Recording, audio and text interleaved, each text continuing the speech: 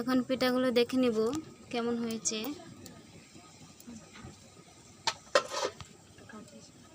একটা কাঠির সাহায্যে দেখে নেব পিঠাগুলো সিদ্ধ হয়েছে কিনা।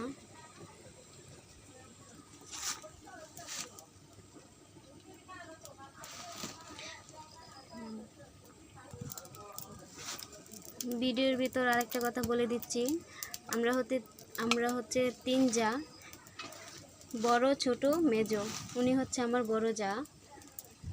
পিঠা এখন খেয়ে দেখে নিবে কেমন হয়েছে। গরম পিঠা খুব ভালো হয়েছে।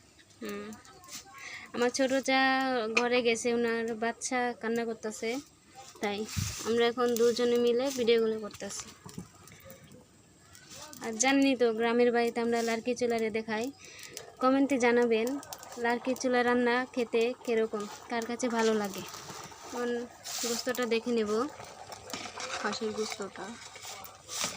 গোস্তটা গোস্ত রান্না প্রায় শেষ। আমাদের মাংস রান্না প্রায় শেষ হয়ে গেছে। এখন আমরা সব চুলা থেকে নামিয়ে নেব। এখানে ভাত রান্নাও করে নিয়েছি।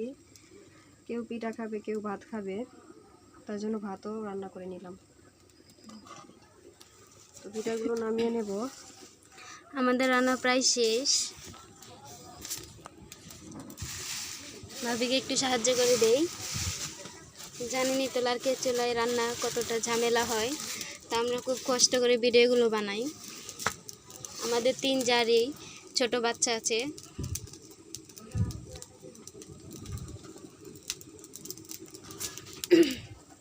লবণটা দেখে নেওয়া দরকার। লবণটা এখন চেখে নেবে।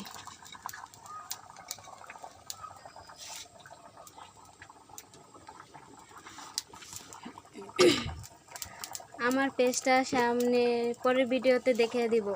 এখন আমার বড় যাকে দেখে নিন। লবণ আর একটু দিয়ে দিব, ঢাকনা দিয়ে দিলাম। আমাদের রান্না শেষ। এখন পিঠাগুলো নামিয়ে আপনাদেরকে পরিবেশন করব, দেখাবো। হ্যাঁ, বলের মধ্যে নামিয়ে নিব।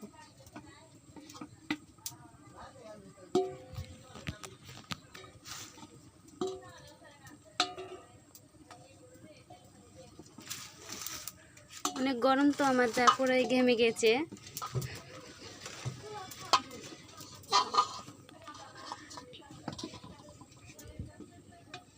ভাবিকে একটু সাহায্য করলাম। অনেক গরম পাতিলটা।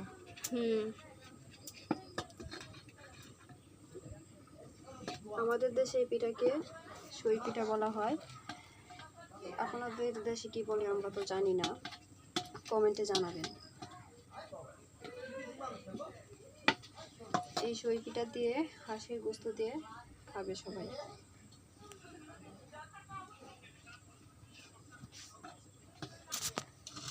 এই যে পিঠা হতে না হতে আমার আদরের দেবর চলে আসছে খাওয়ার জন্য। ওর নাকি খুব খিদে পেয়েছে।